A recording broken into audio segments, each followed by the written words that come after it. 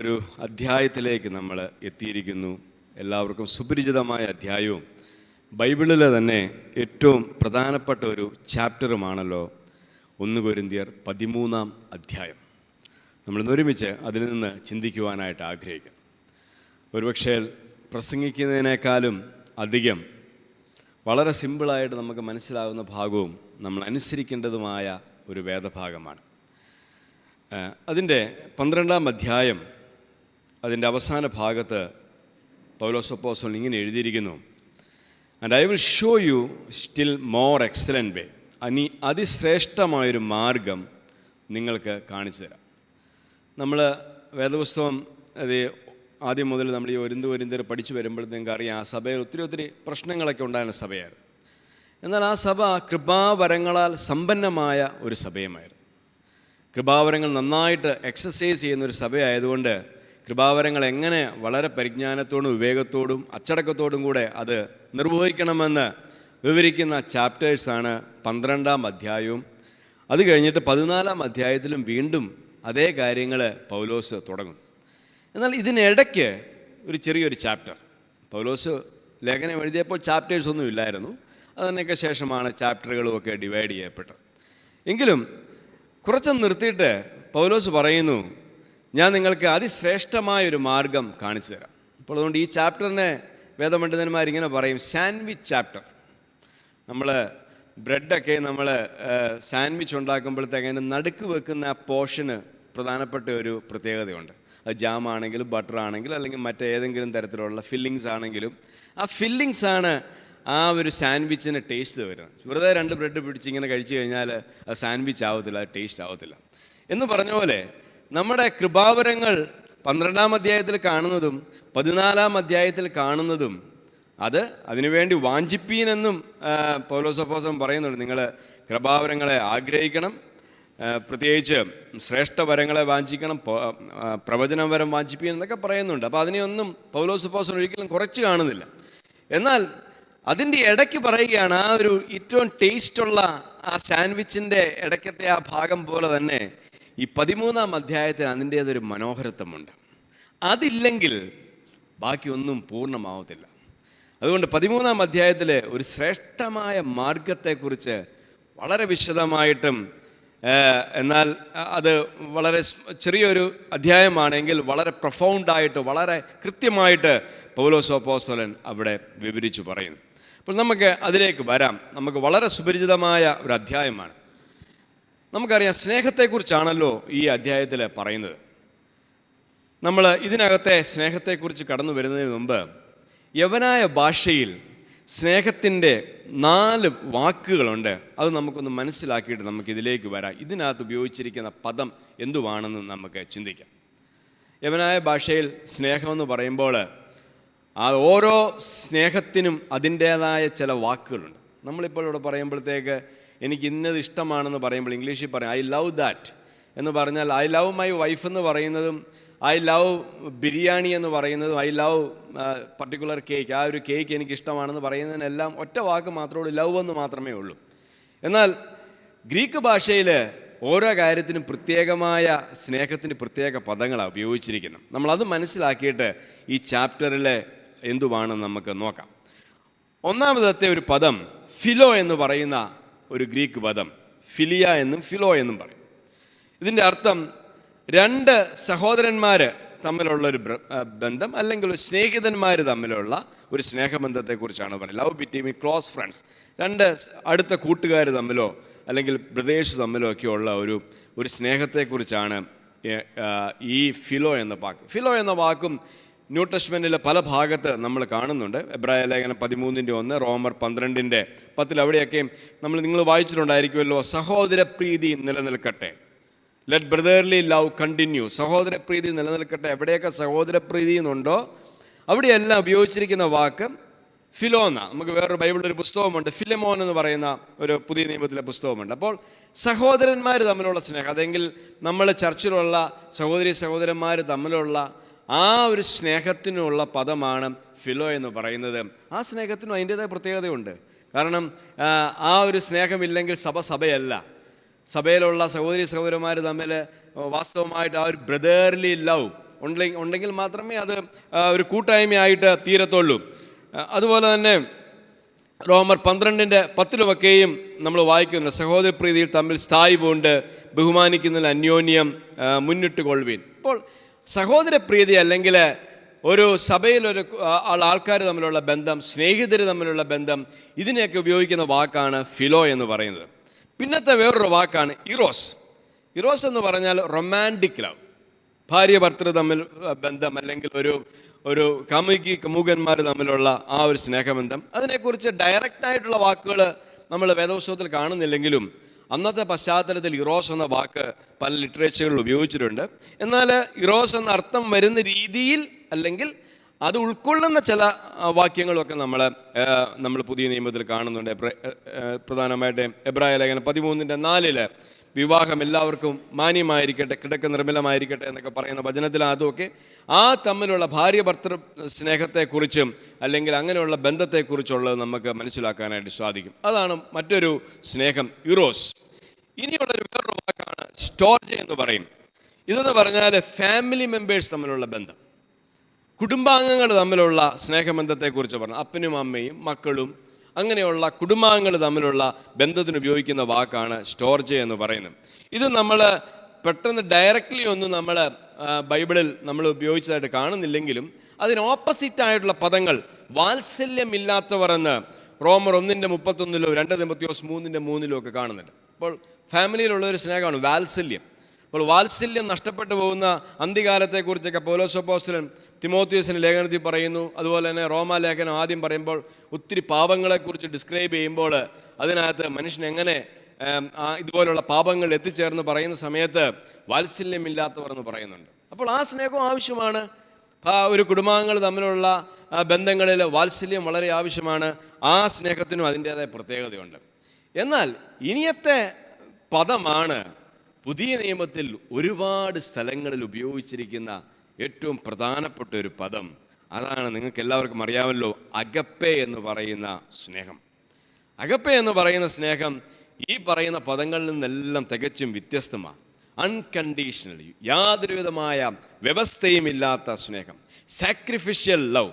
യേശുക്രിസ്തു ക്രൂശിൽ കാണിച്ചു തന്ന സ്നേഹം, അല്ലെങ്കിൽ ക്രിസ്തു കാണിച്ചു തന്ന ഒന്നും പ്രതീക്ഷിക്കാതെ നമ്മളെ സ്നേഹിച്ച ആ സ്നേഹമാണ് അഗപ്പേ എന്ന പദം കൊണ്ട് അർത്ഥമാക്കുന്നത്. അതുമായിട്ട് ബന്ധപ്പെട്ട് ഒത്തിരി വചനങ്ങൾ നമ്മൾ വേദപുസ്തകത്തിൽ കാണാം. പ്രത്യേകിച്ച് യോഹന്നാൻ എഴുതിയ ലേഖനങ്ങളിലും യോഹന്നാൻ്റെ സുവിശേഷത്തിലും ഒക്കെ കാണാം. ചില വാക്യങ്ങൾ ഇതാണ്. 1 യോഹന്നാൻ 4:8 ഒന്ന് വായിക്കാമോ? 1 യോഹന്നാൻ 4:8. 1 യോഹന്നാൻ 4:8.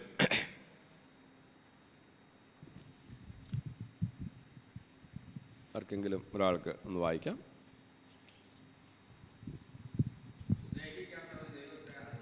സ്നേഹിക്കാത്തവൻ ദൈവത്തെ അറിഞ്ഞിട്ടില്ല. ദൈവം സ്നേഹം തന്നെ. താഴോട്ടൂടെ വായിച്ചോ.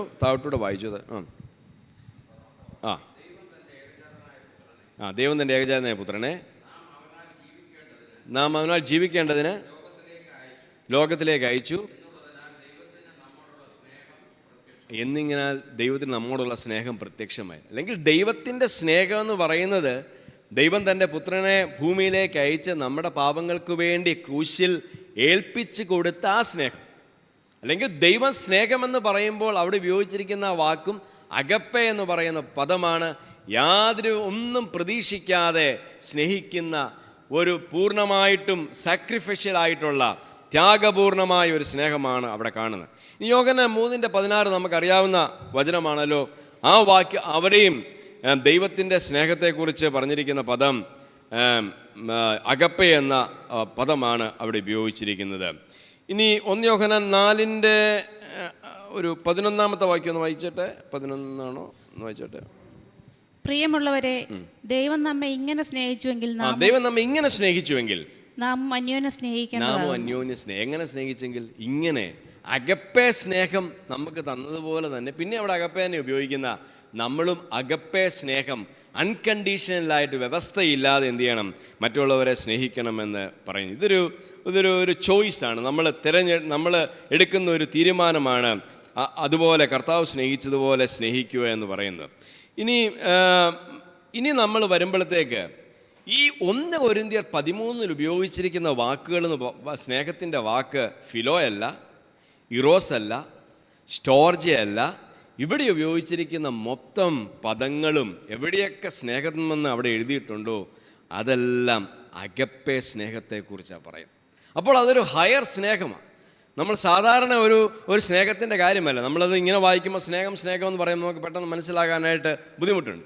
അപ്പോൾ ഇതൊരു ഭാര്യ ഭർത്തൃ ബന്ധത്തിലുള്ള സ്നേഹമല്ല, ഇത് കുടുംബാംഗങ്ങൾ തമ്മിലുള്ള സ്നേഹമല്ല, ഈവൻ സഹോദരന്മാർ തമ്മിലുള്ള സ്നേഹത്തുമല്ല. അതിനേക്കാളൊക്കെയും അപ്പുറമുള്ള സ്നേഹത്തെക്കുറിച്ചാണ് 1 കൊരിന്ത്യർ 13 അധ്യായത്തിൽ പറയുന്നിരിക്കുന്നത്.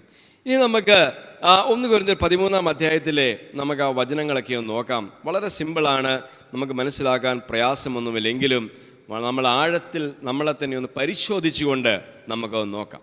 ആദ്യത്തെ അവിടെ എഴുതിയിരിക്കുന്നു, ഞാൻ മനുഷ്യരുടെയും ദൂതന്മാരുടെയും ഭാഷകളിൽ സംസാരിച്ചാലും എനിക്ക് സ്നേഹമില്ല എങ്കിൽ ഞാൻ മുഴങ്ങുന്ന ചെമ്പോ ചിലമ്പുന്ന കൈത്താളമോ അത്രേ.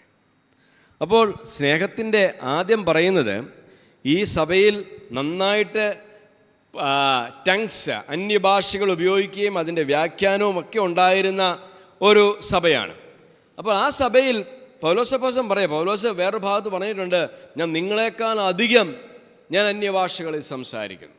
അന്യഭാഷയിൽ സംസാരിക്കുന്നവൻ മനുഷ്യരോടല്ല ദൈവത്തോട് തന്നെ സംസാരിക്കുന്നു എന്നും പറഞ്ഞിരിക്കുന്നു.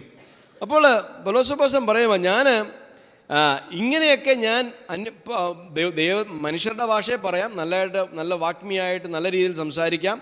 ഇനി ദൂതന്മാരുടെ ഭാഷയിൽ നമുക്കറിയാൻ മേലാത്ത ഭാഷകളിൽ സംസാരിച്ചാലും സ്നേഹമില്ലെങ്കിൽ ഹോശാന ബൈബിളിൽ എഴുതിയിരിക്കുന്ന വാങ്ങിന മുഴങ്ങുന്ന ചേങ്ങല, ചിലമ്പുന്ന ഇലത്താളം അല്ലേ. നമ്മൾ ഇത് കണ്ടിട്ടുണ്ടല്ലോ, സിമ്പിൾ അല്ലേ, ഗോങ്. പെട്ടെന്ന് ഇങ്ങനെ രണ്ട് ഒരു പിച്ചളയായിട്ടുള്ള രണ്ട് താളിത് ഒരുമിച്ച് അടിക്കുന്നത് അല്ലേ, വെറുതെ ഒരു ടാങ് ടാങ് എന്നൊരു ഒച്ച മാത്രമേ ഉള്ളൂ. പക്ഷെ അത് ചിലപ്പോൾ മ്യൂസിക്കിൻ്റെ കൂടെ ആകുമ്പോൾ അതിൻ്റെ ഇത് കാണും. എന്നാൽ അത് മാത്രം കേൾക്കുമ്പോഴത്തേക്ക് ഒന്നുമില്ല, ഏതോ ഒരു ശബ്ദം ഇങ്ങനെ കേൾക്കുന്നത് പോലെ സിമ്പിൾ അടിക്കുന്ന ഒരു ശബ്ദം. ഇത് അന്നത്തെ പാഗൻ വർഷിപ്പിൽ, അന്നത്തെ ജാതീയമായ ആരാധനയിൽ ഈ ഇൻസ്ട്രുമെൻറ്റ്സ് അവർ ഒത്തിരി ഉപയോഗിച്ചിരുന്നു. പൗലോസ് അതും കൂടെ ഓർത്താണ് പറയുന്നത്, നിങ്ങൾ സ്നേഹമെന്ന് പറയുന്ന ഇത് അഗപ്പേ എന്ന് പറയുന്ന, നമ്മൾ ഓരോന്നും പറയുമ്പോൾ അഗപ്പേ എന്ന് ഓർത്തോണം, വെറും സ്നേഹമല്ല. അഗപ്പേ സ്നേഹം നിങ്ങളിലില്ല എങ്കിൽ നമ്മുടെ അന്യഭാഷയും നിങ്ങൾ എന്തൊക്കെ കാര്യങ്ങൾ പറയുന്നോ അത് നല്ല ഭാഷയിൽ പറയുന്നതായിരുന്നെങ്കിൽ, മനുഷ്യരുടെ ഭാഷയാണെങ്കിലും ദൂതന്മാരുടെ ഭാഷയാണെങ്കിലും എല്ലാം വെറും ഒരു ഇലത്താളം ഉപയോഗിക്കുമ്പോൾ കേൾക്കുന്ന ആ ഒരു ശബ്ദം മാത്രമേ ഉള്ളൂ.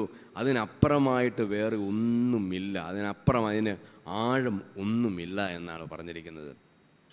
അപ്പോൾ നമ്മൾ ഓരോന്നും ഈ ഒരു ചാപ്റ്റർ എന്ന് പറഞ്ഞാൽ ശരിക്കും പറഞ്ഞൊരു മെഷർമെൻറ്റ് പോലെ നമ്മൾ ഇടയ്ക്കിടയ്ക്കിടയ്ക്ക് നോക്കിക്കൊണ്ടിരിക്കേണ്ട കാര്യമാണ്. ഞാനിത് ഈ ചില സമയങ്ങളിലൊക്കെ ഇത് വെറുതെ ഇങ്ങനെ നമ്മളെ തന്നെ പരിശോധിക്കുവാനായിട്ട് ഞാൻ ഇടയ്ക്ക് വായിക്കാറുള്ളതാണ്. അപ്പം നമ്മൾ ഇടയ്ക്കൊക്കെ നമ്മുടെ സ്നേഹം കുറഞ്ഞു പോകുമ്പോൾ നമ്മൾ നോക്കണം. അപ്പോൾ നമ്മൾ പറയുമ്പോൾ ചിലപ്പോൾ നമ്മൾ ഓർക്കും നമുക്ക് അതിനുള്ള ദൈവം ഒരു കൃപാവരം തന്നിട്ടുണ്ട്, നമുക്ക് ചില കാര്യങ്ങൾ തന്നിട്ടുണ്ട്, നമുക്ക് ഉപയോഗിക്കാം. പക്ഷേ അത് നമ്മൾ ചെയ്യുമ്പോഴും ഉള്ളിൽ യഥാർത്ഥത്തിൽ ആ സ്നേഹമില്ല എങ്കിൽ അത് വെറും ഒരു ശബ്ദം മാത്രമേ ഉള്ളൂ.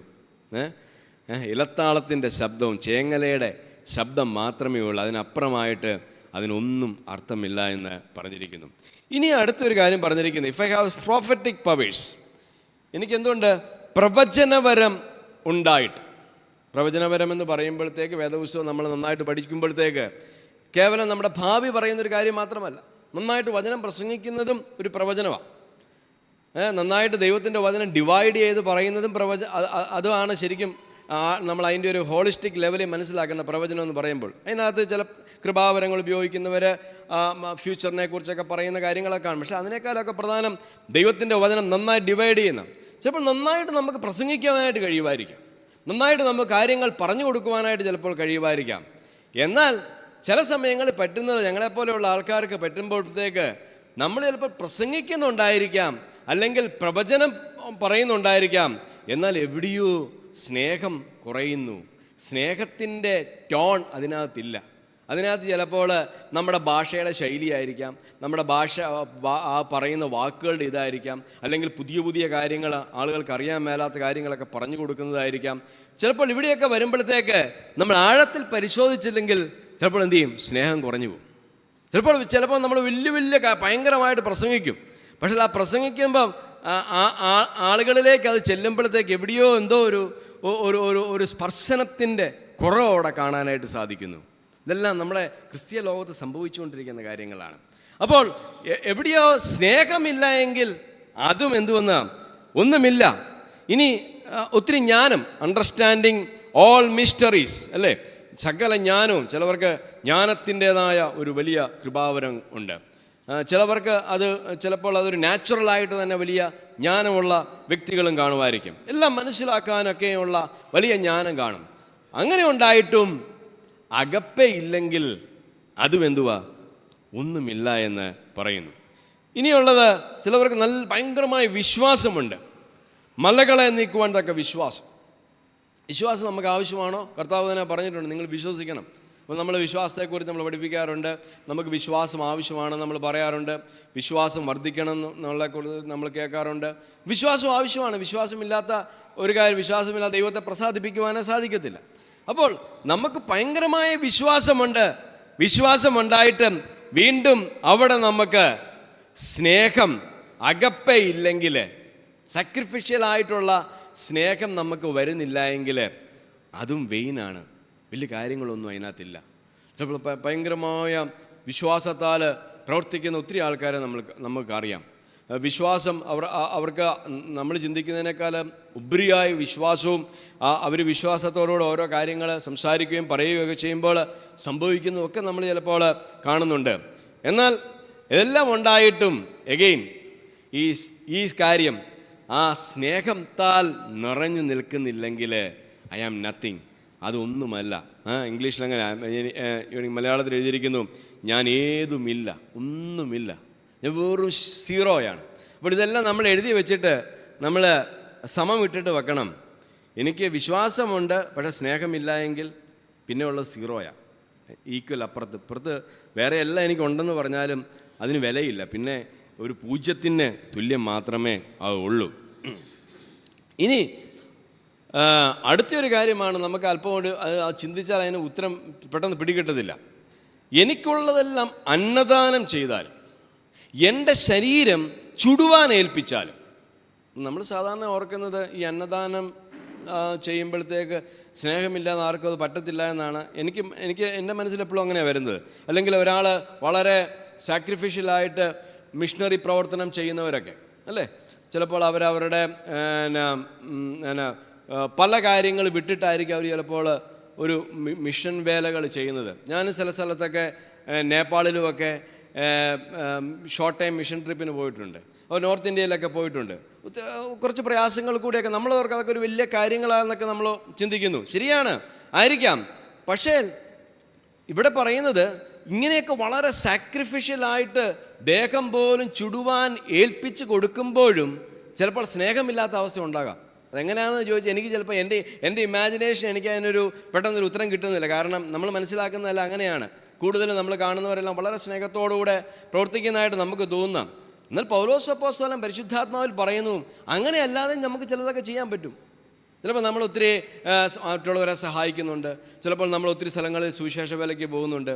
അപ്പോൾ എവിടെയോ പക്ഷേ എന്തോ ആഴത്തിൽ നമ്മൾ പരിശോധിക്കുമ്പോഴത്തേക്ക് ചിലപ്പോൾ അവിടെ കർത്താവിനോടുള്ള ആ ആഴത്തിലുള്ള സ്നേഹം നമുക്ക് വരുന്നില്ലെങ്കിൽ, അല്ലെങ്കിൽ മനുഷ്യരോട് നമുക്ക് വാസ്തവത്തിൽ സ്നേഹമില്ലെങ്കിൽ, ഞാനിത് പറയുമ്പോഴേ ഞാൻ ഇടയ്ക്ക് പറഞ്ഞിട്ടുള്ളതാണ്. ഞാൻ ആദ്യം നോർത്ത് ഇന്ത്യയിൽ പോയപ്പോഴത്തേക്ക് എന്നോടൊരു ജൂനിയർ ആയിട്ടുള്ള, ഞങ്ങൾ ഇൻറ്റേൺഷിപ്പിന് പോയതാണ് BTH പഠിക്കുമ്പം. അപ്പോൾ എന്നോട് പുള്ളി ചോദിച്ച ആ ചോദ്യം ഒരിക്കലും മറക്കത്തില്ല. അത് വളരെ സത്യമായൊരു ചോദ്യവുമായിരുന്നു. എന്നോട് ചോദിച്ചു, നമുക്ക് ഭയങ്കര ആവേശമാണ് നോർത്ത് ഇന്ത്യയിലൊക്കെ പോയി പ്രവർത്തിക്കണം, അവിടെയൊക്കെ വലിയ ഉണർവുണ്ടാവണം, ഇന്ത്യ മുഴുവനും ഭയങ്കര ഉണർവുണ്ടാവണം, ഭയങ്കര പാഷനൊക്കെ ഉണ്ട്. ശരിക്കും ഉണ്ടായിരുന്നു, ഭയങ്കര പാഷനൊക്കെ ഉണ്ട്. പക്ഷേ പുള്ളി എന്നോട് ചോദിച്ചു, ഈ ജനങ്ങളെല്ലാം കാണുമ്പോഴത്തേക്ക് വാസ്തവത്തിൽ ഒരു ഉള്ളിലൊരു ഭാരമുണ്ടോ? ആവേശവും ഭാരവും തമ്മിൽ വ്യത്യാസമുണ്ട്.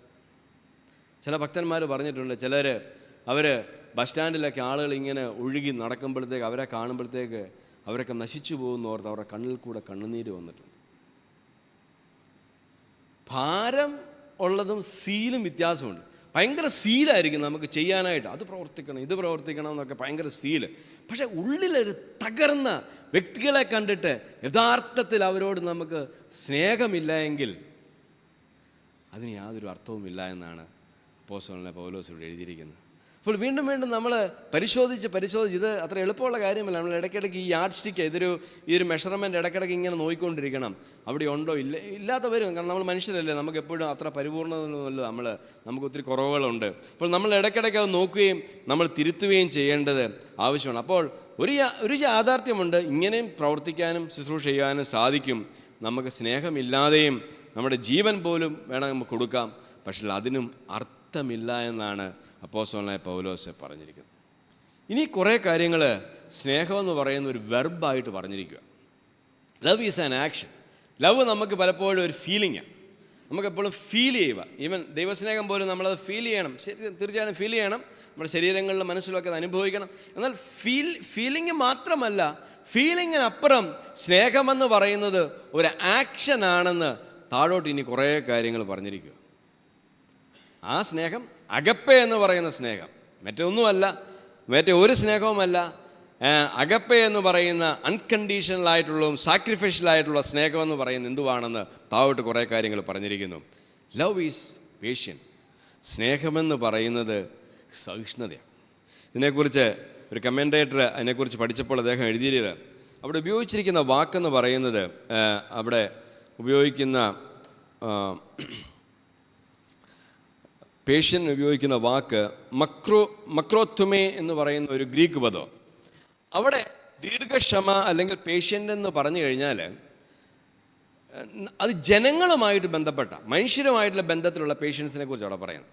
ചിലപ്പോൾ നമ്മുടെ സാഹചര്യങ്ങളിൽ നമ്മൾ പേഷ്യൻ്റായിട്ടിരിക്കേണ്ട അവസ്ഥകൾ കാണും. അപ്പോൾ നമ്മളൊരു ക്യൂവിൽ നിൽക്കുമ്പോഴത്തേക്ക് നമ്മൾ ചിലപ്പോൾ അവിടുത്തെ ഒരു സാഹചര്യത്തിൽ നമ്മളിങ്ങനെ ക്യൂവിൽ നിൽക്കണം, അല്ലെങ്കിൽ ചില കാര്യങ്ങളൊക്കെ നടക്കാൻ വേണ്ടി നമ്മൾ ചിലപ്പോൾ ചില സിറ്റുവേഷൻസ് കൂടി കുടുംബമായിട്ടൊക്കെ നമ്മൾ ചില സാഹചര്യങ്ങളിൽ കൂടിയൊക്കെ കടന്നു പോകും. സാഹചര്യങ്ങൾക്കപ്പുറം ഇവിടെ പേഷ്യൻ്റ് എന്ന് പൗലോസ് പറയുന്നത് വ്യക്തികളുമായിട്ട് ബന്ധത്തിലാണ്. കാരണം വ്യക്തികളുമായിട്ട് ബന്ധത്തിൽ നമുക്ക് പേഷ്യൻസ് നഷ്ടപ്പെടുന്ന ഒത്തിരി കാര്യങ്ങളുണ്ട്. അത് നമ്മുടെ കുടുംബത്തിലുണ്ട്, അത് ഭാര്യയായിട്ടും അല്ലെങ്കിൽ ഭർത്താവായിട്ടും മക്കളായിട്ടും കുടുംബാംഗങ്ങളായിട്ടും നമ്മൾ ജോലി ചെയ്യുന്ന സ്ഥലത്തുണ്ട്. പലപ്പോഴും നമ്മുടെ പേഷ്യൻസിനെ ടെസ്റ്റ് ചെയ്യുന്ന ഒത്തിരി ആൾക്കാർ എപ്പോഴും നമ്മുടെ അടുത്ത് കാണും. നമ്മൾ ഓർക്കും അങ്ങനെയൊന്നും ഇല്ലാത്തൊരു സാഹചര്യം നമ്മൾ എത്തുമെന്ന് ഓർക്കും. നിങ്ങൾ ചിലപ്പോൾ ഒരു ജോലി കഴിഞ്ഞിട്ട് അടുത്തൊരു ജോലിയിലേക്ക് ചെല്ലുമ്പോഴത്തേക്ക് അവിടെ അങ്ങനത്തെ ഒരു വ്യക്തി വേണം, ഇവിടെയും കാണും, ഇവിടെ എല്ലാം ഇങ്ങനെയുണ്ട്. അപ്പോൾ ഇതെല്ലാം വ്യക്തികളുമായിട്ട് ബന്ധത്തിലാണ് ഇവിടെ പൗലോസ് അവിടെ ഉപയോഗിച്ചിരിക്കുന്ന പേഷ്യൻസ് എന്ന് പറയുന്നത്. ഇപ്പോൾ പറയുന്നതിൻ്റെ അർത്ഥം സ്നേഹം സഹിഷ്ണുതയാണ്. മലയാളത്തിൽ എങ്ങനെയാണത്? സ്നേഹം ദീർഘമായി ക്ഷമിക്കുക എന്ന് പറഞ്ഞു കഴിഞ്ഞാൽ വ്യക്തികളുമായിട്ട് അഡ്ജസ്റ്റ് ചെയ്യുന്ന കാര്യത്തിൽ അവരുടെ പല മിസ്റ്റേക്കുകളും അവരുടെ ചില കുറവുകളും അവർ നമ്മളോട് ഇടപെടുന്നതുമായുള്ള ബന്ധത്തിലുള്ള പല കാര്യങ്ങളിലുള്ള പല ഇതുണ്ടല്ലോ, നമ്മളെ പലപ്പോഴും ബുദ്ധിമുട്ടിക്കുന്ന ഒത്തിരി കാര്യങ്ങൾ. ഇവിടെയെല്ലാം നമ്മൾ കാണിക്കുന്ന സഹിഷ്ണുതയെക്കുറിച്ചാണ് അവിടെ ഉപയോഗിച്ചിരിക്കുന്ന പദം എന്ന് പറയുന്നത്. അപ്പോൾ സ്നേഹമെന്ന് പറഞ്ഞാൽ അനേക ആൾക്കാരുടെ നമ്മളുമായി ബന്ധത്തിലെ പല കുറവുകളെയൊക്കെയും നമ്മൾ അതിനെ അവിടെ ദീർഘക്ഷമയോടെ നമ്മൾ നിൽക്കുന്ന കാര്യത്തെക്കുറിച്ചാണ് പറഞ്ഞിരിക്കുന്നത്. അതാണ് സ്നേഹം. അപ്പോൾ അവിടെ നമുക്ക് കാണിക്കാതെ വരുമ്പോഴത്തേക്കും നമ്മൾ യഥാർത്ഥത്തിലുള്ള സ്നേഹത്തിൽ നിന്ന് മാറിപ്പോകുന്നു. ഇനി അടുത്ത പദം ഉപയോഗിച്ചിരിക്കുന്നത് അടുത്ത വെർബ് നമ്മൾ കാണുന്നത് സ്നേഹം ദീർഘമായി ക്ഷമിക്കുകയും ദയ കാണിക്കുകയും ചെയ്യുന്നു. കൈൻഡ്. ഇപ്പം ലവ്, അടുത്ത കാര്യം എന്ന് പറഞ്ഞാൽ ലവ് ഈസ് കൈൻഡ്. നമുക്ക് ദയ കാണിക്കാനായിട്ട് സാധിക്കാത്ത അവസ്ഥ വരുമ്പോഴത്തേക്കും നമുക്ക് സ്നേഹമില്ല, അല്ലെങ്കിൽ ദയ നമുക്ക് വാസ്തവത്തിൽ കാണിക്കുന്ന കാര്യം വരുമ്പോഴെല്ലാം അവിടെ എന്തുണ്ട്? സ്നേഹമുണ്ട്. അപ്പോൾ ദയ അതുമായിട്ട് ബന്ധപ്പെട്ട ഒരു പ്രധാനപ്പെട്ട ഒരു കാര്യമാണ്. ഇനിയത്തൊരു കാര്യമാണ് ലവ് ഡസ് നോട്ട് എൻവി. മലയാളത്തിൽ സ്നേഹം സ്പർദ്ധിക്കുന്നില്ല എന്നാണ്. എന്നാൽ മറ്റ് ബൈബിളിലൊക്കെ നമ്മുടെ ബൈബിളിൽ നമ്മൾ നോക്കുമ്പോഴത്തേക്ക് നമുക്ക് മനസ്സിലാക്കാൻ സാധിക്കും അവിടെ എഴുതിയിരിക്കുന്ന അസൂയപ്പെടുന്നില്ല എന്ന് തന്നെയാണ്. അപ്പോൾ എപ്പോഴൊക്കെ നമ്മളിൽ അസൂയകൾ ഉളവാകുന്നു അവിടെയൊക്കെ നമുക്ക് സ്നേഹം നഷ്ടപ്പെടുന്നു. അപ്പോൾ ദൈവത്തിൻ്റെ സ്നേഹം കൊണ്ട് നമ്മൾ നിറയപ്പെടുമ്പോഴത്തേക്ക് ചിലപ്പോൾ നമുക്കുണ്ടാകുന്ന അസൂയകളെയൊക്കെ നമുക്ക് വിജയമാക്കുവാനായിട്ട് സാധിക്കും. അപ്പോൾ സ്നേഹമെന്ന് പറഞ്ഞാൽ ഇറ്റ് ഡസ് നോട്ട് എൻവി, ആരോടും അസൂയപ്പെടുന്നില്ല. പിന്നത്തെ ഒരു കാര്യമാണ് ബോസ്റ്റ്. അവിടെ മറ്റൊരു പറഞ്ഞാൽ സ്വയം പ്രശംസ, ആത്മപ്രശംസ എന്നാണ് വേറെ മലയാളം ട്രാൻസ്ലേഷനിലൊക്കെ ഉപയോഗിച്ചിരിക്കുന്നത്. ഇവിടെ നമ്മൾ കാണുന്നത് സ്നേഹം നിഗളിക്കുന്നില്ല എന്നുള്ള. അപ്പോൾ സ്വയമായിട്ട് ബ്രാഗ് ചെയ്യുക, അവരെ തന്നെ ബോസ്റ്റ് ചെയ്യുന്നു, അവരെക്കുറിച്ച് തന്നെ കൂടുതൽ എപ്പോഴും സംസാരിക്കുന്നു, അവർ ചെയ്ത കാര്യങ്ങളെക്കുറിച്ച് സംസാരിച്ചുകൊണ്ടിരിക്കുന്നു.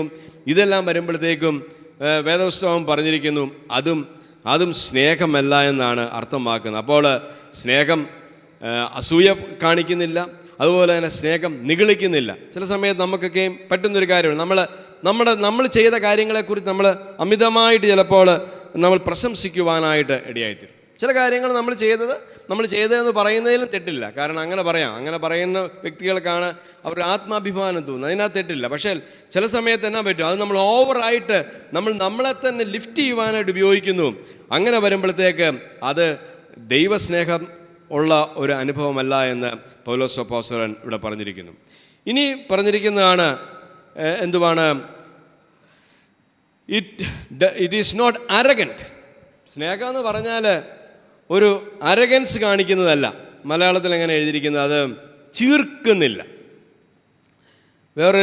വേറെ വാക്കെന്തുവാണ് അരഗൻസ് എന്ന് പറയുമ്പോഴത്തേക്ക്, അല്ലെങ്കിൽ റൂട്ട്, അഹങ്കരിക്കുന്നില്ല, അങ്ങനെയാണ് വേറൊരു ഭാഗത്ത് കാണുന്നത്. അഹങ്കരിക്കുന്നില്ല, പരുഷമല്ല എന്നൊക്കെ അർത്ഥമാണ്. അഹങ്കരിക്കുന്നില്ല, പരുഷമല്ല.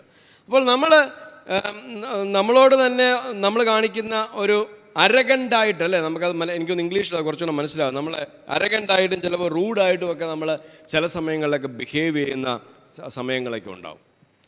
എന്നാൽ അവിടെ നമ്മൾ ഓർക്കും ചിലപ്പോൾ ന്യായമാണ്, നമ്മുടെ ന്യായത്തിന് വേണ്ടി നമ്മളങ്ങനെ പറയുന്നവർക്ക് ശരിയായിരിക്കാം, ന്യായമായിരിക്കാം.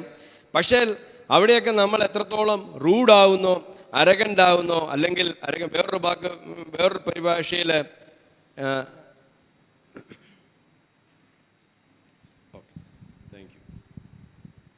അപ്പോൾ നമ്മൾ ചില സമയത്ത് നമ്മളൊരു ഗ്രേസ് ഇല്ലാതെ സംസാരിക്കും. എന്നെ നമ്മൾ കൃപയില്ലാത്ത നമ്മൾ പ്രവർത്തിക്കുവാനായിട്ട് ഇടവരുമ്പോഴത്തേക്കും നമ്മൾക്ക് സ്നേഹം ഉണ്ടാകുന്നില്ല. അതാണ് റൂഡ് എന്ന് പറയുന്ന ആ വാക്കുകൊണ്ട് അർത്ഥമാകുന്നത്. ചിലപ്പോൾ നമ്മൾ ചില സിറ്റുവേഷൻസൊക്കെ നമ്മൾ ഓർക്കും, ശരിയാണ്, നമ്മൾ അങ്ങനെ പറയേണ്ടതാണ്. പക്ഷേ അവിടെ നമ്മൾ ഓർക്കണം, നമ്മൾ അഗപ്പയിൽ നിന്ന് നമ്മൾ പുറത്തോട്ട് പോകുന്നു. ഇനിയത്തുള്ള വാക്കാണ് not irritable. It is not irritable, resentful. നമ്മുടെ ജീവിതത്തിൽ പലപ്പോഴും ഇറിറ്റേഷനുള്ള ഒത്തിരി കാര്യങ്ങൾ വീണ്ടുമുണ്ട്. ചില സമയങ്ങളിലൊക്കെ നമ്മളെ ആളുകൾ അവരുടെ സംസാരവും രീതികളുമൊക്കെ ആയിരിക്കാം നമ്മളെ ഇറിറ്റേറ്റ് ചെയ്യാറുണ്ട്. കുഴപ്പമുണ്ടോ? എൻ്റെ മൈക്കിന് എന്തെങ്കിലും മുകളിലോട്ട് പിടിക്കണോ? എവിടെയോ എന്തോ ഒരു അടിയെന്ന് പിടിക്കണം. ഇതൊക്കെയാണോ? Okay, thank you. ഓക്കെ. അപ്പോൾ നമ്മൾ ഇറിറ്റബിൾ ആവുന്ന പ്രശ്നം നമുക്ക് ചിലപ്പോൾ ഉണ്ടാകുന്നു. നമുക്ക് ഇറിറ്റേഷൻ, മനുഷ്യൻ ചിലപ്പോൾ അതിനെയൊക്കെ നമ്മൾ വലിയ കാര്യങ്ങളായിട്ട് നമ്മൾ കാണാറില്ല. നമ്മൾ പെട്ടെന്ന് അങ്ങ് ഇറിറ്റേറ്റ് ചെയ്ത് നമ്മൾ സംസാരിക്കുന്നു. അതൊക്കെ നമ്മുടെ ഒരു സ്വഭാവമായിട്ട് നമ്മൾ ചിലപ്പോൾ കൊണ്ടേ നടക്കുവായിരിക്കും. എന്നാൽ അതും വചനത്തിൽ പറയുന്നു, അതും അകപ്പയുള്ള അല്ല, സ്നേഹമുള്ളതല്ല. പിന്നെ റിസൻഫുൾ എന്ന് പറഞ്ഞാൽ വിദ്വേഷം. നമ്മുടെ മനസ്സിൽ ചിലപ്പോൾ ചില വ്യക്തികളോടൊക്കെ നമ്മൾ വിദ്വേഷം ഇപ്പോഴും നമ്മൾ വെച്ചിരിക്കുക, അല്ലെങ്കിൽ അവർ ചെയ്തൊരു പ്രവൃത്തിയെക്കുറിച്ച് നമ്മൾ ഓർക്കുമ്പോഴത്തേക്ക് ഉണ്ടാകുന്ന ആ വിദ്വേഷം, അത് നമ്മൾ ഉള്ളിൽ കിടപ്പുണ്ടെങ്കിൽ നമ്മൾ പറയും അത് അവരങ്ങനെ ചെയ്തതല്ലേ, അതുകൊണ്ടല്ലേ എന്നൊക്കെ നമ്മൾ ഓർക്കുമായിരിക്കാം. അതും യഥാർത്ഥത്തിൽ സ്നേഹമല്ല. ഇനിയത്തെ ഒരു പദമാണ് കുറച്ചും കൂടെ ഒരു ഇമ്പോർട്ടൻ്റ് ആയിട്ടുള്ളൊരു കാര്യം. അത് എനിക്ക് തോന്നുന്നത് അത് മലയാളത്തിൽ എഴുതിയിട്ടുണ്ട്, പക്ഷേ ഇവിടുത്തെ ഈ ESV ഞാൻ കാണുന്നില്ല, പക്ഷേ NIV അത് കൃത്യമായിട്ട് എഴുതിയിട്ടുണ്ട്. ഇങ്ങനെയാണ്, ദോഷം കണക്കിടുന്നില്ല. അതെല്ലാം കൂടെ ചേർത്തായിരിക്കും ഇറിറ്റബിളും റിസൻഫുളും ഒക്കെ ഇവിടെ ESV കൊടുത്തിരിക്കുന്നത്.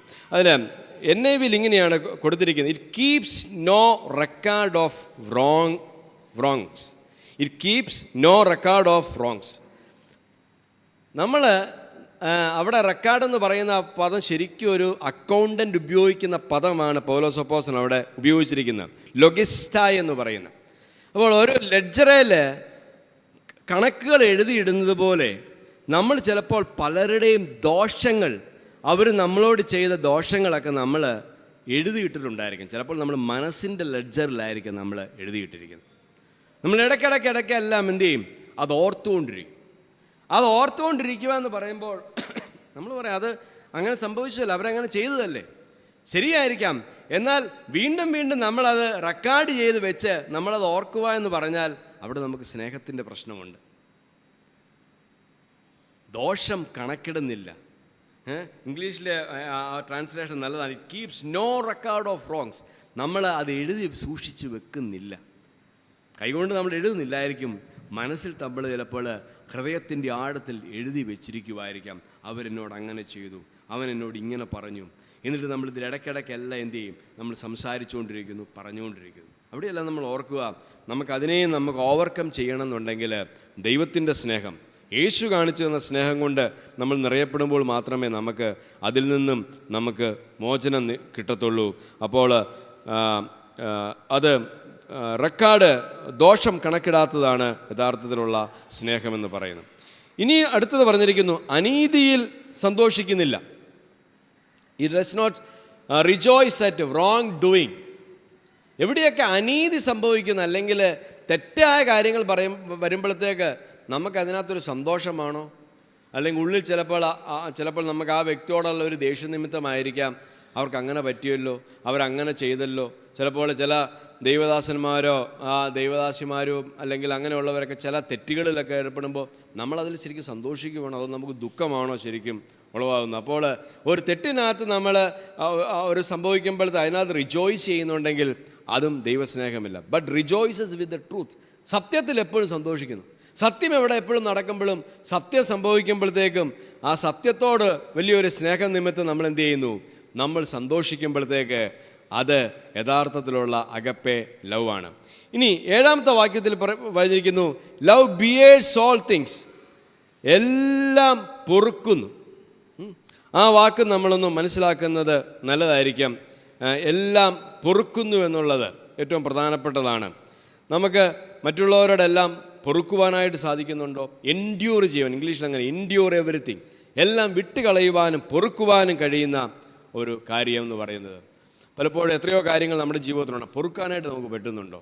പൊറുത്തു മാത്രമേ ഉള്ളൂ ജീവിതം മുന്നോട്ട് പോകത്തുള്ളൂ. അത് കുടുംബജീവിതത്തിലും അതെല്ലാ മേഖലകളിലും എല്ലാ കാര്യങ്ങളിലും, അത് ചർച്ചിലാണെങ്കിലും എല്ലാം നമ്മൾ പൊറുത്തുകൊണ്ടേയിരിക്കണം. വിട്ടുകളയുന്ന അവസ്ഥകൾ നമുക്ക് വളരെ ആവശ്യമാണ്. അതും ദൈവസ്നേഹം കൊണ്ട് മാത്രമേ അതിനെ നമുക്കും ഓവർകം ചെയ്യുവാനായിട്ട് പറ്റത്തുള്ളൂ. അടുത്തത് അതിനോട് ചേർന്ന് പറഞ്ഞിരിക്കുന്നു, ബിലീവ്സ് ഓൾ തിങ്സ്. എല്ലാം നമുക്ക് വിശ്വസിക്കുവാൻ സാധിക്കുന്നില്ലെങ്കിൽ അവിടെ സ്നേഹത്തിൻ്റെ ഒരു കുറവുണ്ട്. ഇനി ബൈബിളിലായിക്കോട്ടെ, ചിലപ്പോൾ ചില ആൾക്കാർക്ക് നമ്മൾ ബൈബിള് ചിലപ്പോൾ ആദ്യകാലങ്ങളിലൊക്കെ നമ്മൾ പഠിച്ചു വരുമ്പോഴത്തേക്ക് ചിലത് വിശ്വസിക്കാനായിട്ടൊരു പ്രയാസം. എന്നാൽ നമ്മൾ ചില ആൾക്കാരെ കണ്ടു, അവർ കൊച്ചു പിള്ളേരെ പോലെ ഉള്ളത് മുഴുവൻ എന്ത് ചെയ്യുക? അതേപോലെ വിശ്വസിച്ചിരിക്കുക. കുറേ കഴിയുമ്പോഴത്തേക്ക് മുമ്പോട്ട് പോയി കഴിയുമ്പോൾ കർത്താവ് വരുന്നില്ല, വർഷങ്ങൾ കുറേ കഴിഞ്ഞല്ലോ, ഇനി കർത്താവ് വരുമോ? അങ്ങനൊരു കാര്യമൊക്കെ ഉണ്ടോ? ദൈവത്തിൻ്റെ വചനത്തിൽ യേശു രണ്ടാമത് വരുമെന്ന് പറഞ്ഞിട്ടുണ്ടെങ്കിൽ അതേപോലെ അല്ലേ, പണ്ടത്തെ പാട്ടുകാരൊക്കെ ഇപ്പം കർത്താവ് വരുന്ന രീതിയിലാണ് പാട്ട് എഴുതിയിരിക്കുന്നത്. അതുപോലെ പ്രത്യാശയോടെ കാത്തിരിക്കുക. അപ്പോൾ നമ്മൾ മനസ്സിലാക്കണം, എല്ലാം വിശ്വസിക്കുന്നതെന്ന് പറഞ്ഞാൽ അവരുടെ ഉള്ളിൽ അതുപോലെ ദൈവത്തിൻ്റെ സ്നേഹം എന്ത് ചെയ്തു? നിറഞ്ഞു നിൽക്കുന്നതുകൊണ്ട് അവർ വളരെ സിമ്പിളായിട്ട് അതുപോലെ അങ്ങ് വിശ്വസിക്കുക. എന്തൊക്കെ കാര്യങ്ങൾ ബൈബിളിലുണ്ടോ അത് നമുക്ക് വിശ്വസിക്കുവാനായിട്ട് പ്രയാസം ഉണ്ടെങ്കിൽ, ദൈവവചനത്തിൽ അടിസ്ഥാനത്തിലുള്ള അല്ലെങ്കിൽ ദൈവവചനം നന്നായിട്ട് വ്യാഖ്യാനിക്കപ്പെടുന്ന അതേ രീതിയിൽ നമുക്കത് ഉൾക്കൊള്ളാൻ പറ്റുന്നില്ലെങ്കിൽ അവിടെ നമുക്ക് ചിലപ്പോൾ സ്നേഹത്തിൻ്റെ കുറവുണ്ടായിരിക്കാം. അതുപോലെ മറ്റുള്ളവരെ നമുക്ക് ട്രസ്റ്റ് ചെയ്യുവാനായിട്ട് സാധിക്കാതെ വരുമ്പോൾ നമുക്ക് ചിലപ്പോൾ ഉണ്ടാകുന്ന മനുഷ്യരുടെ വേറൊരു പ്രശ്നം, നമുക്ക് പലപ്പോഴും ട്രസ്റ്റ് ചെയ്യാൻ പറ്റുന്നില്ല. പല അനുഭവങ്ങളായിരിക്കാം, പല കാര്യങ്ങളായിരിക്കാം. സൈക്കോളജിക്കലി ചിലപ്പോൾ അവരുടെ ചെറിയ പ്രായത്തിൽ ട്രസ്റ്റ് നഷ്ടപ്പെട്ടതിൻ്റെ പ്രശ്നങ്ങളായിരിക്കാം. എവിടെയാണെങ്കിലും ട്രസ്റ്റ് നമുക്ക് കുറഞ്ഞു വരുമ്പോഴത്തേക്ക് വീണ്ടും നമ്മൾ ഓർക്കണം, അത് ട്രസ്റ്റ് കുറയുക എന്ന് പറഞ്ഞാൽ അവിടെയും സ്നേഹത്തിൻ്റെ പ്രശ്നം അവിടെയുണ്ട്. ദൈവത്തിൻ്റെ സ്നേഹത്തിനകത്ത് എല്ലാം ട്രസ്റ്റ് ചെയ്യുന്നതാണ്, എല്ലാം വിശ്വസിക്കുന്നതാണ്. പിന്നെ ഹോപ്സ് ഓൾ തിങ്സ്, എല്ലാം പ്രത്യാശിക്കുന്നു. ജീവിതം ചിലപ്പോൾ പ്രത്യാശ നഷ്ടപ്പെട്ട പോലെ നമുക്ക് തോന്നും. ഒന്നിനും ഒരു കാര്യങ്ങൾ വേണ്ട പോലെ നടക്കാതെ വരുമ്പോഴത്തേക്ക് എല്ലാ ആശയം നഷ്ടപ്പെട്ട് നമ്മുടെ വാക്കുകളിലൊക്കെ എപ്പോഴും നിരാശയുടെ വാക്കുകൾ ചിലപ്പോൾ കടന്നു വരാറുണ്ട്. അത് വിശ്വാസികളൊക്കെ കൂടുതൽ പറയാറുണ്ട്. നമ്മളവർക്ക് അവിശ്വാസികൾ മാത്രമല്ല, ജീവിതത്തിൽ ചിലപ്പോൾ ചില സാഹചര്യങ്ങൾ അങ്ങനെ വരും. പക്ഷേ വീണ്ടും വീണ്ടും നമുക്ക് പ്രത്യാശിക്കാൻ കഴിയണം. ജീവിതം പ്രത്യാശയാൽ മാത്രം മുന്നോട്ട് പോകുന്നത്. നമ്മുടെ ഏറ്റവും വലിയ പ്രത്യാശ എന്ന് പറയുന്നതിന് ജീവിതത്തിനപ്പുറം ഒരു ജീവിതമുണ്ട്, കർത്താവിനോടുകൂടെ വാഴുന്നൊരു സമയമുണ്ട്, കർത്താവിൻ്റെ ഒരു മടങ്ങിവരവുണ്ട്, അല്ലെങ്കിൽ ഈ മരണത്തിനപ്പുറമുള്ള ഒരു ജീവിതമുണ്ട്. അതിലേക്ക് എത്തുമ്പോൾ തന്നെ ഈ ഭൂമിയിലും പല കാര്യങ്ങളും നടക്കുമോ, അത് ശരിയാകുമോ, ഇത് നടക്കുമോ, എല്ലാം നമുക്ക് പ്രത്യാശിക്കാം. ദൈവത്തിൽ നമുക്ക് കൂടുതൽ നമുക്ക് ആശ വെച്ചിരിക്കാം. അപ്പോൾ പ്രത്യാശ നമ്മുടെ വർദ്ധിച്ചു വരണമെന്നുണ്ടെങ്കിലും നമുക്ക് അഗപ്പെ സ്നേഹം കൊണ്ട് നിറയേണ്ടത് ആവശ്യമുണ്ട്, അവിടെയുണ്ട്. ഇനിയുള്ളത് എൻഡിവേഴ്സ് ഓൾ തിങ്സ്, ഏറ്റവും അവസാനം എഴുതിയിരിക്കുന്നു. മലയാളത്തിൽ എഴുതിയിരിക്കുന്നത് എല്ലാം സഹിക്കുന്നു. എല്ലാം സഹിക്കുന്നു എന്നുള്ള വാക്കിൻ്റെ അർത്ഥം ഗ്രീക്കിലൊരു പ്രധാനപ്പെട്ട ഒരു പദമാണ്. അത് കമൻറ്റേറ്റർ ഇങ്ങനെ ഉപയോഗിച്ചിരിക്കുന്നു. ഹുപ്പോമെനെയിൻ എന്ന് പറയുന്ന ഒരു യവനായ വാക്കാണ്. അതിൻ്റെ അർത്ഥം എന്ന് പറഞ്ഞാൽ ഈ വെറുതെ സഹിക്കുന്നു എന്നല്ല, ആ സഹനത്തിന് ശേഷം വലിയൊരു വിജയമുണ്ടാവും. അതാണ് അതിൻ്റെ അർത്ഥം. അങ്ങനെയാണ് അതിൻ്റെ അർത്ഥം. ട്രയംഫൻ ഫോർട്ടിറ്റ്യൂഡ്, ലവ് ബിയേഴ്സ് വിത്ത് ട്രയംഫൻ ഫോർട്ടിറ്റ്യൂഡ് എന്ന് പറഞ്ഞു കഴിഞ്ഞാൽ നമ്മൾ സഹിച്ച ശേഷം സഹിച്ചിട്ട് അങ്ങ് പോവല്ല, ആ സഹനത്തിനപ്പുറം വലിയൊരു വിജയത്തിലേക്ക് നമ്മളെത്തും എന്നുള്ളൊരു വിശ്വാസം. അതാണ് ആ വാക്കുകൊണ്ട് ഉപയോഗിക്കുന്നത്. അപ്പോൾ നമ്മൾ പലതും സഹിക്കുന്നത്, ചിലപ്പോൾ ചില കാര്യങ്ങളിലൊക്കെ നമ്മൾ സഹനത്തിൽ കൂടെ കടന്നു പോകേണ്ട അവസ്ഥ വരും. ആ സഹനത്തിന് അപ്പുറം നമുക്കൊരു വലിയ വിജയമുണ്ടെന്ന് നമുക്ക് കഴിയണം, നമുക്ക് വിശ്വസിക്കുവാനായിട്ട് കഴിയണം. അത് നമ്മുടെ വ്യക്തിപരമായ ജീവിതത്തിലായിരിക്കാം, ജോലിപരമായ കാര്യത്തിലായിരിക്കാം, അല്ലെങ്കിൽ മറ്റു കാര്യങ്ങൾ ഭൗതികപരമായ കാര്യങ്ങളിലായിരിക്കാം. അല്ല, ഇതിനപ്പുറം ഈ സഹനത്തിനൊക്കെ അപ്പുറമായിട്ട് നമ്മൾ ജീവിതത്തിൽ എത്രയോ കഷ്ടങ്ങൾ അനുഭവിക്കുന്ന എത്രയോ ഭക്തന്മാർ ഇന്ന കാലത്തുണ്ടല്ലേ. നമ്മളധികമൊന്നും അത് അനുഭവിക്കുന്നില്ല. നോർത്ത് ഇന്ത്യയിൽ ഇപ്പോൾ നമ്മൾ വിചാരിക്കുന്നതിനേക്കാളൊക്കെ എത്രയോ അപ്പുറമായിട്ട് ആളുകൾ പ്രയാസങ്ങളിൽ കൂടെ കടന്നു പോകും. മാനസികമായിട്ട് അവരെത്രയോ ടോർച്ചർ ചെയ്യപ്പെടുന്നു, ശാരീരികമായിട്ടൊക്കെ ഉപദ്രവിക്കപ്പെടുന്ന അവസരങ്ങൾ ഉണ്ടാകുന്നു. എന്നാൽ ഇതിനൊക്കെ അപ്പുറമുള്ള നമുക്കൊരു വലിയ വിജയമുണ്ട്, ഒരു വിജയത്തിൻ്റെ നാളുണ്ടെന്ന് വിശ്വസിക്കുന്നതാണ് സ്നേഹമെന്ന് പറയുന്നത്. ഏറ്റവും അവസാനം 8-ാം വാക്യത്തിൽ എഴുതിയിരിക്കുന്നു, ലവ് നെവർ എൻഡ്സ്. അതിന് വേറൊരു പരിഭാഷയിൽ ഹോശാന ബൈബിൾ ഇങ്ങനെ ഓർത്തിരിക്കുന്ന, സ്നേഹത്തിന് അറുതിയില്ല. എനിക്കൊത്തിരി ഇഷ്ടപ്പെട്ട ആ വാക്ക്. സ്നേഹത്തിന് അറുതിയില്ല. സ്നേഹം എന്ത് ചെയ്യുക? തുടർന്നുകൊണ്ടേയിരിക്കുക. ബാക്കിയെല്ലാം നിന്നു പോകും. ഇനി താഴോട്ട് കുറേ കാര്യങ്ങൾ നിന്നു പോകുന്നതിനെക്കുറിച്ച് പറയുന്നു. ബാക്കിയെല്ലാം പോകുമ്പോഴത്തേക്ക് ഈ കാര്യം മാത്രം എന്തു ചെയ്യും?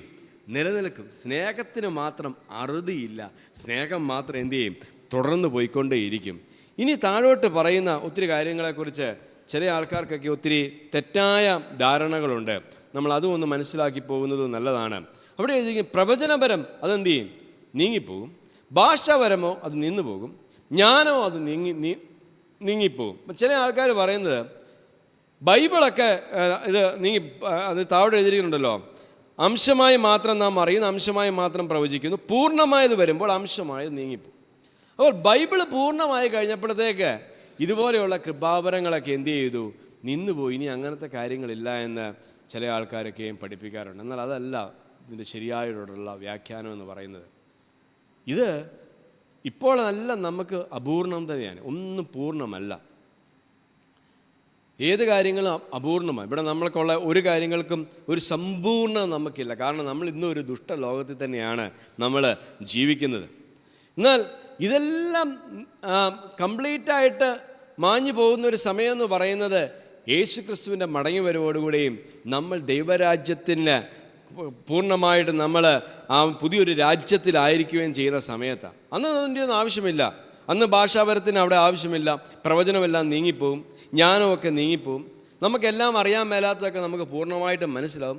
കർത്താവിനെ നമ്മൾ നേരിട്ട് കണ്ടിട്ടില്ല, കർത്താവിനെ ശരിക്കും നമുക്ക് മനസ്സിലായിട്ടില്ല. ഒരുപക്ഷേ നമ്മളന്ന് കർത്താവിനെ ശരിക്കും എന്തു ചെയ്യും? നമ്മൾ കാണും. ഇപ്പോൾ നമ്മൾ ശിശുവായിരുന്നപ്പോൾ ശിശുവിനെ പോലെയൊക്കെ സംസാരിക്കും. നമുക്ക് ഒരു പരിപൂർണത വന്നിട്ടില്ല. നമ്മൾ കൊലോസ്യ ലേഖനത്തിലാണോ അതോ യോഹന്നാൻ്റെ ലേഖനത്തിലാണോ? യോഹന്നാൻ ലേഖനത്തിലാണ്. അവൻ വരുമ്പോൾ നമ്മൾ എന്തു ചെയ്യും? അവനെ പോലെ ആയിത്തീരും. ഇപ്പം നമ്മൾ എന്ത് ചെയ്തിട്ടില്ല, ആയിട്ടില്ല. എന്നാൽ യേശു വരുമ്പോഴത്തേക്ക് എന്തു ചെയ്യും? നമ്മൾ അവനെപ്പോലെ പൂർണ്ണമായിട്ട് ആയിത്തീരുന്ന ഒരു സമയമുണ്ട്. അപ്പോൾ ഇവിടെ ഇന്ന് നമ്മൾ ശിശുക്കളൊക്കെ തന്നെയാണ്. എത്രയൊക്കെ ആത്മീയമായിട്ട് നമ്മൾ വളർന്നു എന്ന് തോന്നിയാലും ഇന്നും എവിടെയൊക്കെയോ നമ്മൾ ആ ഒരു പരിപൂർണമായൊരു വളർച്ചയിലേക്ക് നമ്മൾ എത്തിയിട്ടില്ല. ശിശുവിനെ പോലെ നമ്മൾ ചിന്തിച്ചു, ശിശുവിനെ പോലെ നിരൂപിച്ചു. എന്നാൽ പുരുഷനായ ശേഷമോ ഞാൻ ശിശുവിനുള്ളത് ത്യജിച്ചു കളഞ്ഞു. ഇപ്പോൾ നാം കണ്ണാടിയിൽ കടമൊഴിയായി കാണുന്നു. കണ്ണാടിയിൽ കാണുന്ന പോലെയൊക്കെ ഒരു പ്രതിബിംബം പോലെയൊക്കെ ഉള്ളൂ. നമുക്ക് പല കാര്യങ്ങളും മനസ്സിലാകും. നമുക്ക് അറിയാൻ മേലാത്ത എത്രയോ ചോദ്യങ്ങളുണ്ടല്ലേ. നമുക്ക് ഇന്നും അറിയാൻ മേലാത്ത എത്രയോ കാര്യങ്ങൾ ബൈബിളിലുണ്ട്. നമുക്ക് എത്രയോ ചോദ്യങ്ങൾ ഇന്നുമുണ്ട്. എന്നാൽ അപ്പോഴോ ഞാൻ അറിയപ്പെട്ടതുപോലെ തന്നെ അറിയും. അന്ന് 3 കാര്യങ്ങൾ അവിടെ വരുമെന്നാണ് പറയുന്നത്. എന്നാൽ ഈ 3 കാര്യങ്ങൾ പിന്നെ 2 അങ്ങ് പോകും. അവസാനം കാണുന്ന 3 കാര്യങ്ങൾ എന്തൊക്കെയാ? വിശ്വാസം, പ്രത്യാശ, സ്നേഹം. അപ്പോൾ വിശ്വാസം, പ്രത്യാശ, സ്നേഹം. കാരണം വിശ്വാസത്താലാണ് നമ്മളിങ്ങനെ പോകുന്ന ഈ യാത്ര. ഇങ്ങനെ വിശ്വാസത്താൽ പോയിക്കൊണ്ടിരിക്കുക. പ്രത്യാശ അതുപോലെ നമുക്കുണ്ട്. ഈ വിശ്വാസവും പ്രത്യാശയുമായിട്ട് യാത്ര ചെയ്ത് നമ്മൾ സ്നേഹം കൊണ്ട് നിറഞ്ഞു നിൽക്കുന്ന ഒരു രാജ്യത്തിൽ എത്തിച്ചേരും. ഈ അവിടെ എത്തിക്കഴിയുമ്പോഴത്തേക്ക് വിശ്വാസം പിന്നെ അവിടെ വലിയ ആവശ്യമില്ല. ഇവിടെ നമുക്ക് വിശ്വാസം ആവശ്യമല്ലേ. വിശ്വസിച്ച് പോകും. അവിടെ ചെന്നപ്പോൾ എന്ത് ചെയ്തു? നമ്മുടെ വിശ്വാസ യാഥാർത്ഥ്യത്തിൽ നമ്മുടെ കയ്യിലായി അല്ലേ. നമ്മൾ വിശ്വസിച്ച കർത്താവിനെ നമ്മൾ കണ്ടു. നമ്മൾ ദൈവത്തിൻ്റെ രാജ്യത്തിൽ പ്രവേശിച്ചു. നമ്മളവിടെ രാജാക്കന്മാരെ പോലെ വാഴുന്ന ഒരു സമയത്തെത്തി. അപ്പോൾ വിശ്വാസം ഇനി അവിടെ പ്രസക്തമല്ല. ഇനി പ്രത്യാശയോടുകൂടെ നമ്മൾ യാത്ര ചെയ്യുന്നത്, നമ്മൾ ആശിച്ച് ആ പ്രത്യാശയ്ക്ക് വേണ്ടി യാത്ര ചെയ്ത് ആ പ്രത്യാശയെ നമ്മുടെ കയ്യിൽ എത്തിക്കഴിഞ്ഞു. എന്നാൽ പിന്നെ അവിടെ നിറഞ്ഞു നിൽക്കുന്നൊരു കാര്യം സ്നേഹം മാത്രമാണ്. ദൈവത്തിൻ്റെ കൂടാരം. എനിക്ക് വെളിപ്പാട് പുസ്തകത്തിൽ 21-ാം അധ്യായത്തിലെ ആ ഭാഗങ്ങൾ എനിക്ക് ഭയങ്കര ഇഷ്ടമാണ്. ഇങ്ങനെ എഴുതിയിരിക്കുന്നു, ഇതാ മനുഷ്യരോടുകൂടെ ദൈവത്തിൻ്റെ കൂടാരം, അവൻ അവരോടുകൂടെ വസിക്കും, അവർ അവൻ്റെ ജനമായിരിക്കും, ദൈവം താൻ അവരുടെ ദൈവമായി അവരോടുകൂടെ ഇരിക്കും. അപ്പോൾ ഇവിടെ ദൈവം എന്ന് പറയുമ്പോൾ യോഹന്നാന്റെ ലേഖനത്തിലിരിക്കും ദൈവം എന്തുവാ? സ്നേഹം തന്നെ. ദൈവം എന്ത് ചെയ്യുന്നു? ദൈവത്തിൻ്റെ കൂടാരം, ദൈവത്തിൻ്റെ ജനമായിട്ടിരിക്കുന്നു. അവിടെ ദൈവം വാഴുന്ന ഒരു സമയം.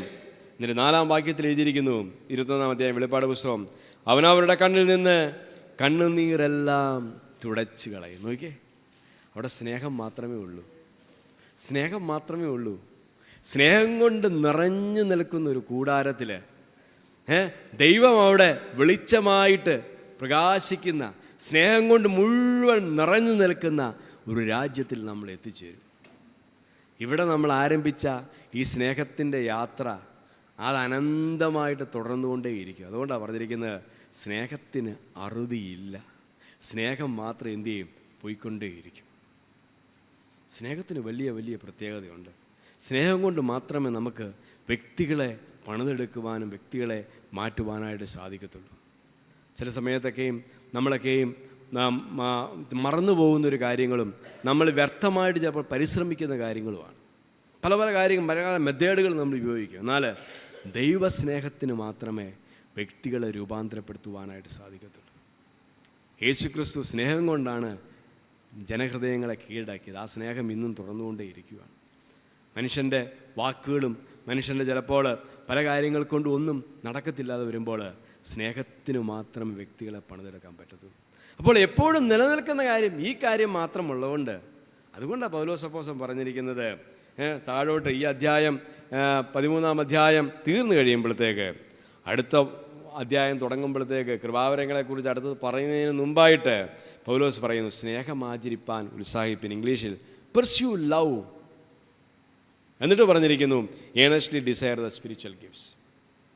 അപ്പോൾ സ്നേഹം എന്ത് ചെയ്യണം? ആചരിപ്പാൻ. നിലനിൽക്കുന്നൊരു കാര്യം ഇത് മാത്രമേ ഉള്ളതുകൊണ്ട് ഇത് ആചരിപ്പാനായിട്ട് നമ്മൾ എന്ത് ചെയ്യണം? ഉത്സാഹിക്കണം. അപ്പോൾ ഇത് നമുക്ക് ചെയ്യാൻ, അത് മാനുഷികമായിട്ട് നമുക്ക് ഈ പറയുന്ന സ്നേഹം, മറ്റേ സ്നേഹമൊക്കെയാണ് പിന്നെയുണ്ട്, ഫിലിയോയും അതുപോലെ തന്നെ സ്റ്റോർജിയും ഇറോസും ഒക്കെ ചിലപ്പോൾ മനുഷ്യന് ഭയങ്കര എളുപ്പമുള്ള കാര്യമാണ്. എന്നാൽ ഈ 1 കൊരിന്ത്യർ 13 പറഞ്ഞിരിക്കുന്ന അഗപ്പയിലേക്കൊരു വളർച്ച എന്ന് പറയുന്നത് അത്ര എളുപ്പമുള്ള കാര്യമല്ല. അപ്പോൾ അതിലേക്ക് നമ്മൾ പോകുവാൻ നമുക്ക് ചെയ്യാവുന്ന കാര്യം, എനിക്കൊന്ന് പ്രാക്ടിക്കലായിട്ട് ചെയ്യാവുന്ന കാര്യം, ഇടയ്ക്കിടയ്ക്കൊക്കെ ഈ ചാപ്റ്റർ ഒന്ന് വായിക്കുക. ഇടയ്ക്കിടയ്ക്ക് നമ്മൾ ഈ ചാപ്റ്റർ വായിച്ച് നമ്മളെ ഒന്ന് പരിശോധിക്കുക, എവിടെയൊക്കെയാണ് നമുക്ക് വീഴ്ചകൾ വന്നിട്ടുള്ളത്. അവിടെ നമ്മൾ എന്ത് ചെയ്യുക? ഒരു തിരുത്തലുകൾ വരുത്തുക. അങ്ങനെ നമുക്ക് മുമ്പോട്ട് വളരുവാനായിട്ട് നമുക്ക് സാധിക്കും. മറന്നു പോകാതിരിക്കുക, സ്നേഹം മാത്രമേ നിലനിൽക്കത്തുള്ളൂ. ബാക്കിയെല്ലാം ഇവിടം കൊണ്ട് നമ്മൾ ഇട്ടേച്ച് പോകുമ്പോഴത്തേക്ക് സ്നേഹത്തിന് മാത്രമേ പ്രസക്തിയുള്ളൂ. ക്രിസ്തീയ വിശ്വാസവും ക്രിസ്തീയ സഭയും മുന്നോട്ട് പോകുന്നതും ഈ സ്നേഹത്തിൻ്റെ അടിസ്ഥാനത്തിൽ. അതുകൊണ്ട് ആ സ്നേഹത്തിൽ വളരാം. ദൈവത്തിൻ്റെ സ്നേഹം കൊണ്ട് ദൈവം നമ്മളെ നിറയ്ക്കണം. യേശു ക്രിസ്തുവിന് മാത്രമേ ആ സ്നേഹം നമുക്ക് തരാൻ കഴിയത്തുള്ളൂ. പിന്നെ നമ്മൾ വായിച്ച പല കാര്യങ്ങളും നമുക്ക് പലപ്പോഴും കഴിയാൻ മേലാത്ത പല കാര്യങ്ങളും ദൈവസ്നേഹം ഉള്ളിൽ വന്നു കഴിയുമ്പോഴത്തേക്ക് സാധിക്കും. സഹിഷ്ണുത നമുക്കില്ല, സ്നേഹം വന്നു കഴിയുമ്പോൾ സാധിക്കും. നമുക്ക് അസൂയയുടെ മേൽ മോചനമില്ല, സ്നേഹം വന്നു കഴിയുമ്പോഴത്തേക്ക് നമുക്ക് അത് സാധിക്കും. ദോഷം കണക്കിടുന്ന സ്വഭാവം ഇപ്പോഴും നമ്മുടെ മനസ്സിലുണ്ട്. എന്നാൽ ദൈവത്തിൻ്റെ സ്നേഹം വന്നു കഴിയുമ്പോൾ അനേകരോട് നമുക്ക് ദോഷങ്ങൾ കണക്കിടാതിരിക്കാൻ സാധിക്കും, അനേകരോട് പൊറുക്കുവാനായിട്ട് സാധിക്കും. എല്ലാം നമുക്ക് വിശ്വസിക്കുവാനുള്ള ഒരു സിംപ്ലിസിറ്റി നമുക്കുണ്ടാകും. ഇതെല്ലാം സംഭവിക്കുന്നത് ദൈവത്തിൻ്റെ സ്നേഹം കൊണ്ടാണ്.